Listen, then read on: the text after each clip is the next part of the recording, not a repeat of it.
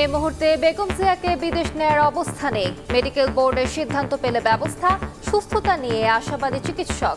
শাশুড়ির পাশে জুবাইদা।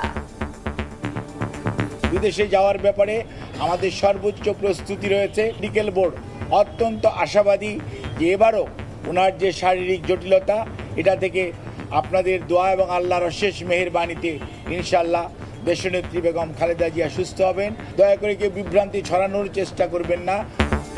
যে কোনো সময় দেশে ফিরবেন তারেক রহমান, নির্বাচনের লড়াইয়ে দেবেন নেতৃত্ব। তারেক রহমান সাহেব আসবেন, সহসা দেশে ফিরবেন। ওনার বাড়িঘর সব প্রায় শেষের দিকে, ওনার অফিসের কাজও প্রায় শেষের দিকে। উনি যে কোনো সময় বাংলাদেশে আসবেন। আর যারা গুঞ্জন করছেন তাদেরকে গুঞ্জন করতে চান। দেখছিলেন প্রধান শিরোনাম। সন্ধ্যার সময় সঙ্গে আছি আমি আলিশা ইসলাম। এবার অন্যান্য শীর্ষ সংবাদ। নতুন করে ফ্যাসিবাদ ফেরানোর অপচেষ্টায় একটি দল। সব ইসলামী দলকে ঐক্যবদ্ধ হওয়ার আহ্বান জামায়াতের। 5 দাবিতে আরও বড় কর্মসূচির হুঁশিয়ারি 8 দলের। বাসায় গ্যাস লাইন লিকেজ থেকে বিস্ফোরণ। আগারগাঁওয়ে অন্তঃসত্ত্বা নারী সহ একই পরিবারের 8 জন দগ্ধ। নারায়ণগঞ্জে পুরল আরও 4 জন, আশঙ্কাজনক কয়েকজন।